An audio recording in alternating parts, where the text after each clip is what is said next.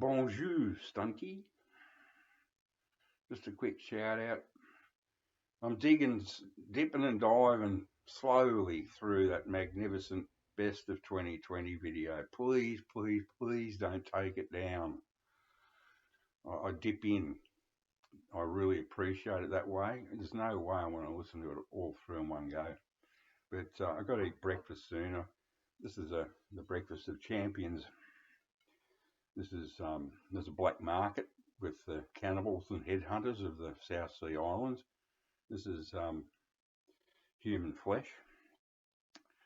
Yes, there's still cannibalism being practiced in some of the islands here. And if you've got the right connections, once you've tasted human flesh, you can never go back to anything else. It's expensive, but oh by golly, it's delicious. And yeah, I was talking to Chief Mabongo, the guy I get the meat from, and he said his ancestors loved to eat Asians or Chinese traders the most because of the spices they used to eat. So the flesh had a beautiful spicy flavour. And this is true. This is not a lie. Their second favourite human flesh was the flesh of French explorers and seafarers because of their diet of frogs and snails and spices. That was their second favourite. The one they would not eat were English sailors because apparently they lived on salt, tack, tobacco and rum, and their flesh tasted disgusting. So I probably would have been safe, but you would have been in a very dangerous situation, mon ami. There was a great French explorer, La Perouse, Comte de la Perouse, who came out at the same time as Captain Cook, discovering the east coast of Australia. And no, not Captain Cook, Captain Phillip, who was a German in the employ of the British, setting up the colony of Sydney. And the Comte de la Perouse arrived a day or 2 days after the first fleet arrived in Botany Bay. It's amazing. And the two countries had just declared war yet again, la guerre. And so, but they had a truce, because they were out in the middle of nowhere.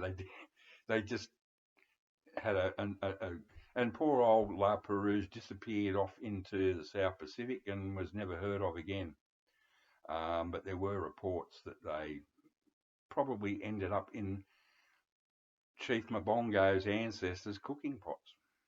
Anyway, I'm getting hungry. I need to eat. Just a quick, that 20-something minutes in on your video, it just sort of reminded me a bit of a Razorhead. It's because it's nothing like that. I'm talking about just the atmospherics of it, and to see a Razorhead, you must see it on a big screen. Absolutely essential to get the big speaker sound.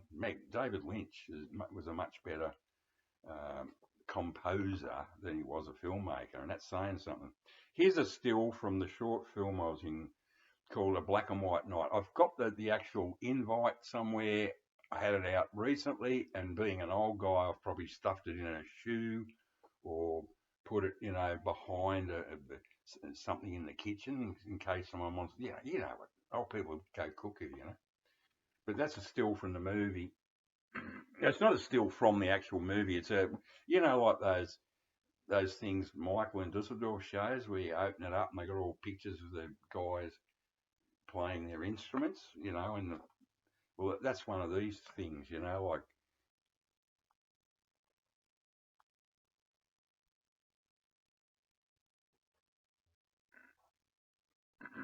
So that was me. Yeah, we ended up as finalists in one of the first Trop Fests, a world famous film festival now, but that was 1996. That was very early days. I think it was probably the second Trop Fest of all. So we got picked But we filmed, because my friend James Hunt filmed it in 16mm. He was a trained cinematographer.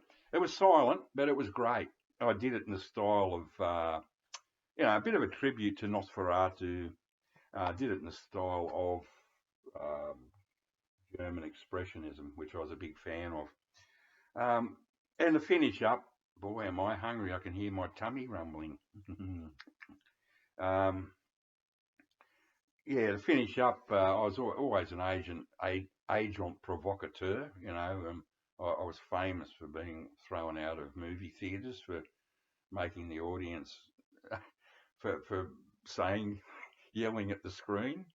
And, sometimes people might like it and sometimes they didn't. But I was actually almost thrown out of seeing this myself. I sat in the audience, and as soon as my film came on, I started to abuse the screen. I was going, look at the faggot, what a poof, and all this sort of stuff, just basic, real, moronic sort of abuse at the screen, going, and the people next to me, it was sort of, you could see enough to see the people around you.